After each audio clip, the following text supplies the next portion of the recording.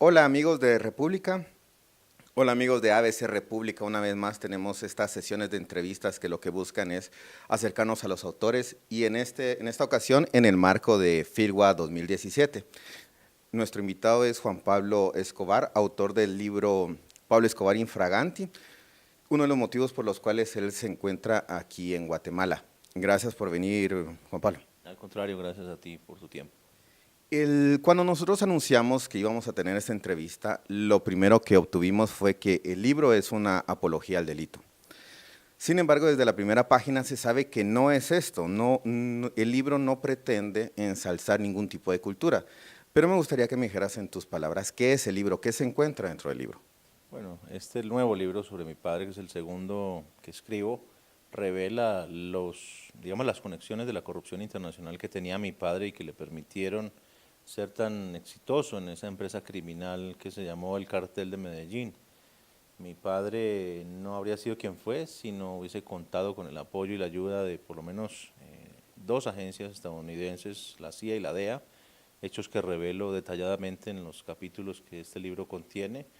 No puedo asegurar que el 100% de las agencias estaban involucradas, simplemente alguna parte de ellas. Y claramente esto nos muestra cómo ese poder corruptor que genera el prohibicionismo, pues fue adoptado como parte de unos mecanismos que por lo menos en la parte de la historia de Barry Seal, que tenía que ver con la CIA, un agente activo de la CIA, se utilizaron, digamos, las drogas para financiar la lucha anticomunista en la Centroamérica de principios de los 80s. En el libro, justo uno de los primeros capítulos es una conversación con con el hijo de él, me parece, ¿no? Ahora bien, es difícil pensar que voy a lograr elaborar una pregunta que no se te haya hecho antes, ¿no? Pero lo que buscan es acercar al usuario de República, pues las dudas a veces obvias, ¿no? Pero ahora que citas a la DEA, ¿qué pensás de la DEA? Yo tengo una impresión por lo que dice el libro, pero ¿qué pensás de la DEA? Bueno, mira, yo creo que si uno analiza claramente su nombre, creo que nos están informando muy bien lo que hacen. La Drug Enforcement Administration, pues ellos están administrando el negocio, claramente. Están decidiendo quiénes son los capos y cuánto van a durar y hasta dónde les son útiles o no. Y creo que han hecho una labor que está a la vista. Parte de la DEA existe obviamente por un contexto prohibicionista.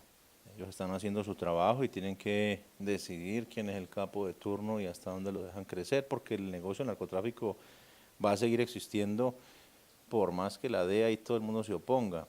Esto es una cuestión imposible de luchar, estamos luchando contra molinos de viento, no vamos a lograr absolutamente nada. Es decir, el contexto prohibicionista lo único que está garantizando es la permanencia en el tiempo y la, digamos, reaparición sistemática de capos como mi padre, independientemente de la época que estemos viviendo. Sin embargo, Colombia acaba de firmar la paz, ¿no? Acaban de entregar las armas y en algún momento se mencionó que mucho del dinero de la droga estaba metido en las FARC. Ahora que ya no vive eso Colombia, en casos atrayéndolo un poco a Guatemala, ¿cómo es posible? eh, ¿Realmente la región se puede librar de la cultura del narcotráfico de alguna forma?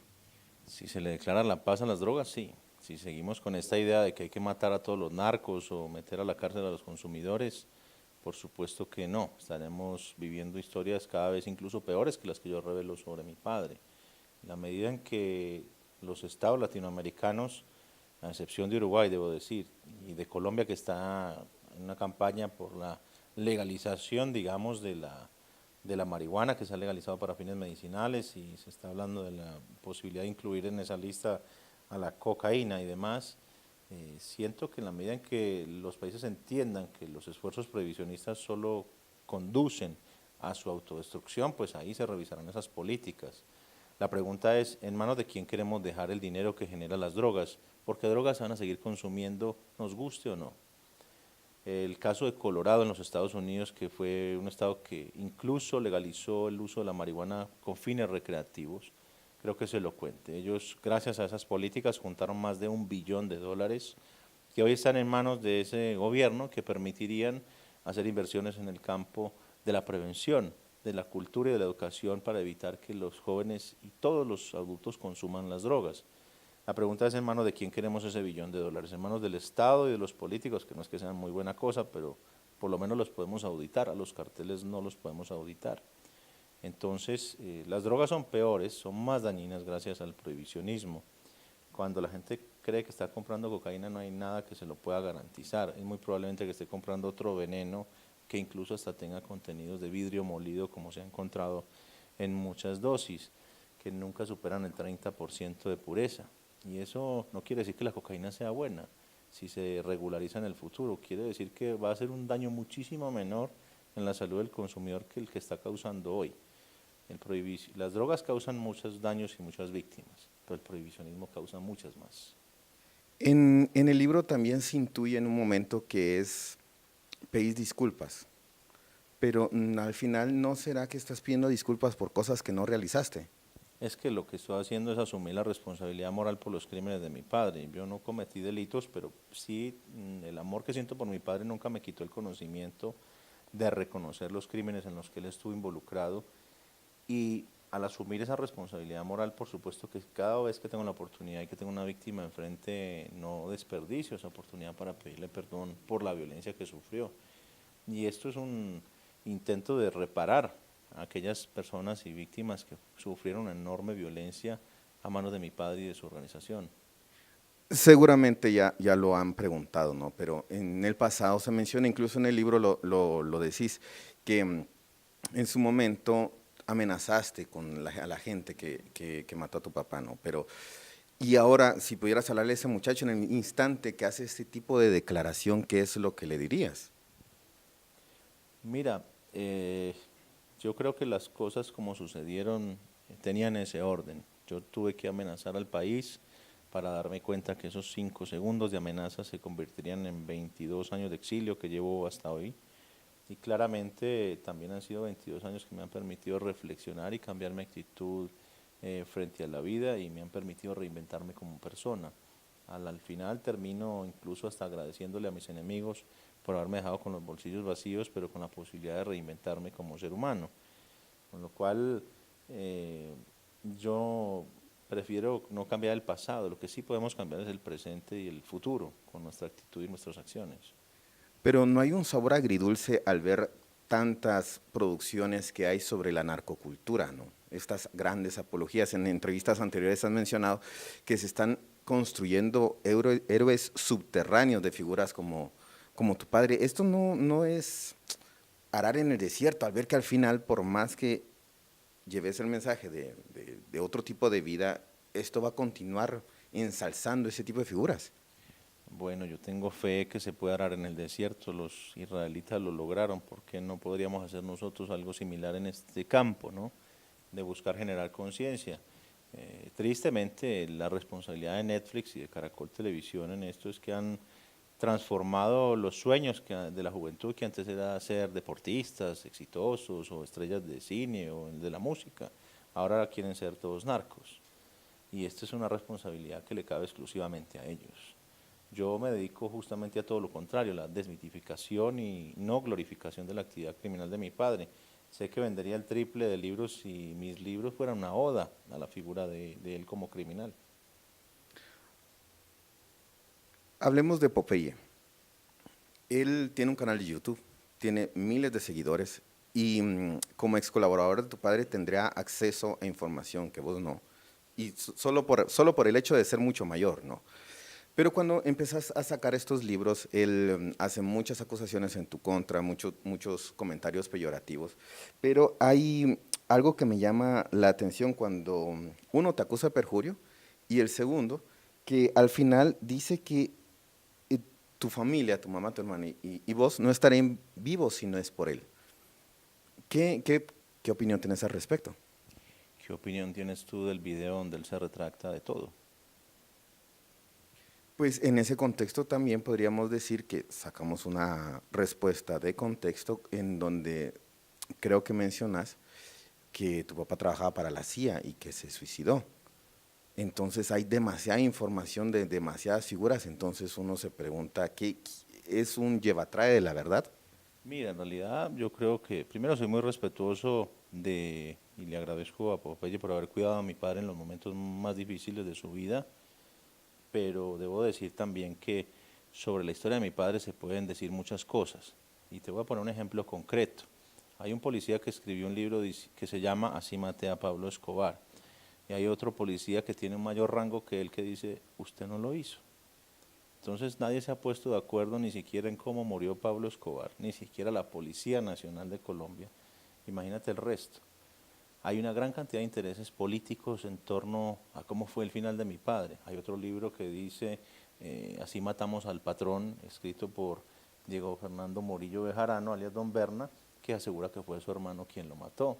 Hay otro libro que dice que fueron los norteamericanos quienes lo hicieron con un francotirador a no sé cuántos kilómetros de distancia. Una cantidad de fantasías que solamente a mí realmente ya perdí el interés de cómo murió mi padre, si le cayó un piano en la cabeza, o lo pisó un camión, o él se pegó un tiro, o entró Carlos Castaño a matarlo y lo mató Carlos Castaño, o él se lo pegó.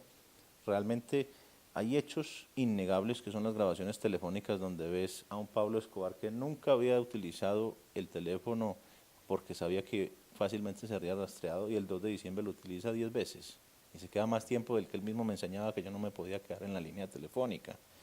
Con lo cual, si eso no es un acto suicida de Pablo Escobar, entonces no sé qué es. Están las grabaciones que así lo demuestran. Están las grabaciones donde escuchas mi voz colgándole a mi padre y diciéndole no me llames más que estamos bien.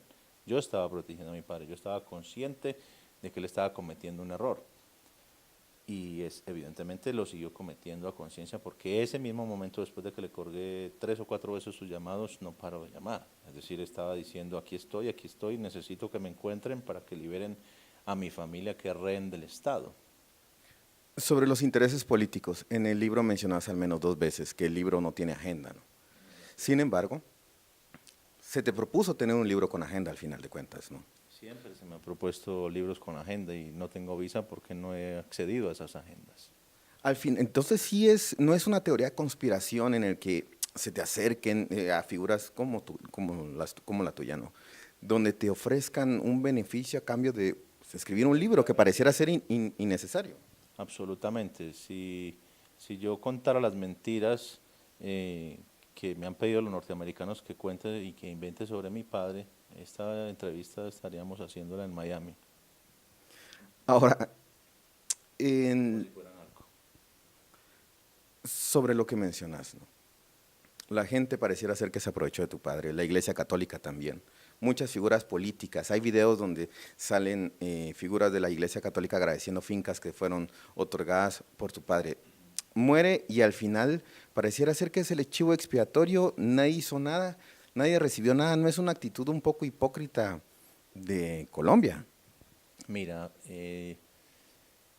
las acciones posteriores desde el Estado colombiano hacia las propiedades de mi padre, hacia todo el legado que quedó de Pablo Escobar, pues evidentemente, contrario a reparar a las víctimas, lo que hicieron fue garantizar su revictimización, porque hoy en día, si miras la lista de propiedades que quedaron, que eran fortunas realmente, en obras de arte, en propiedades, en inmuebles, podrían haber reparado a tantas víctimas y cómo los actos de corrupción terminaron garantizando que esas propiedades pasaran en manos de la empresa privada por 2 pesos, cuando en realidad valían 10, 20, 30 millones de dólares, que podrían haber servido para reparar a muchísimas víctimas de Pablo Escobar. Pregúntale hoy al Estado colombiano por cuánto vendió las propiedades de Pablo Escobar, en qué estado las tiene, porque cuando a nosotros nos las quitaron estaban en perfecto estado y hoy parece que están inservibles y pasaron a manos de la corrupción, de la empresa privada, vendieron propiedades por 2 millones de dólares que valían 20 millones, imagínate, y ni siquiera de los dos que las vendieron hay $1 destinado a las víctimas. En definitiva parece una pelea entre mafiosos que simplemente se estaban metiendo la mano al bolsillo los unos a los otros. Ahí la única distinción era el uniforme. El libro también intuye una herida con la familia de tu padre, ¿no? ¿Qué pensás de ellos? ¿Dónde están? ¿Realmente no pensás volverles a hablar o ellos no piensan volverte a hablar? ¿Cómo es ese fenómeno?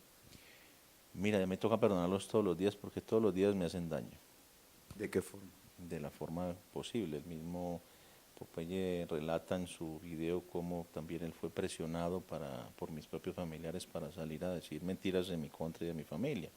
Es decir, que hay muchas acciones que se realizan por debajo de la mesa para dañarme a mí, pero yo los perdono todos los días. No me ha llegado la ofensa y yo ya les estoy enviando el perdón, porque no soy amigo de guardar esos odios ni de enfermarme de violencia. Es increíble cómo ellos han perdido el sentido de la lealtad y de la gratitud.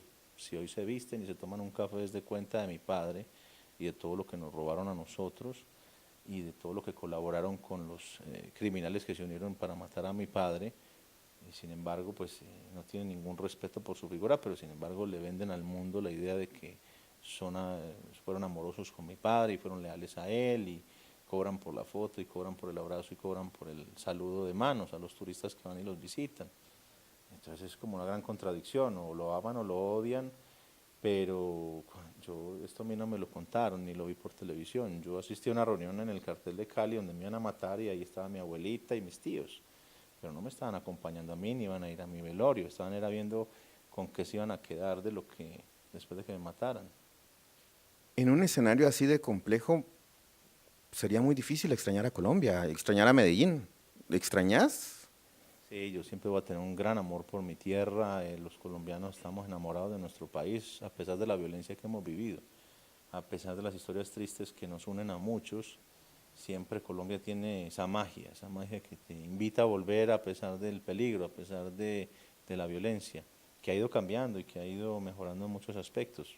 Por supuesto, todavía estamos en pañales en materia de paz, llevamos generaciones enteras creyendo que la única salida es como en el viejo este, hay que solucionarlo todo a los tiros. Entonces, apenas ahora se está comenzando a instalar una cultura de paz en nuestro país y estamos en pañales en eso. Somos expertos en la guerra, pero no tenemos idea de la paz. ¿Hay alguna parte específica del libro que te guste, que te gustaría leer ahora, de los que están acá? ¿Te gusta la carta a mi hijo? Es como creo que, a ver dónde estará, sé que está en la última parte.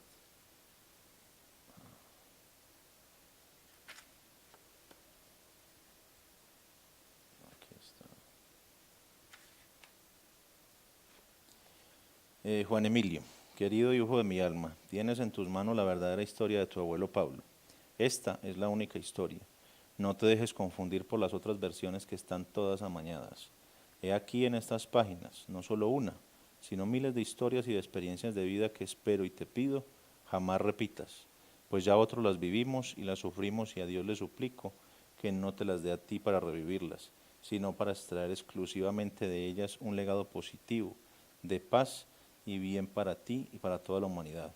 Debes leer mi libro, no por imposición, sino porque debes ser el mejor conocedor de estas historias que son también nuestras historias, las del abuelo, las de la familia y también la mía propia, para que no cometas los mismos errores y no las repitas. No permitas que tus orígenes te definan como persona ni como hombre, pues nuestro mayor acto de valentía, humildad y humanidad es permanecer aferrados a la paz y a la no violencia. Vive en paz con tu conciencia, alma y corazón. Sea un buen hombre. Ese es el deber de cada ser humano.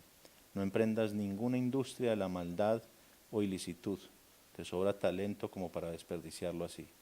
Este es el testimonio de mi vida al lado del mejor padre del mundo, Pablo Escobar, tu feliz abuelo.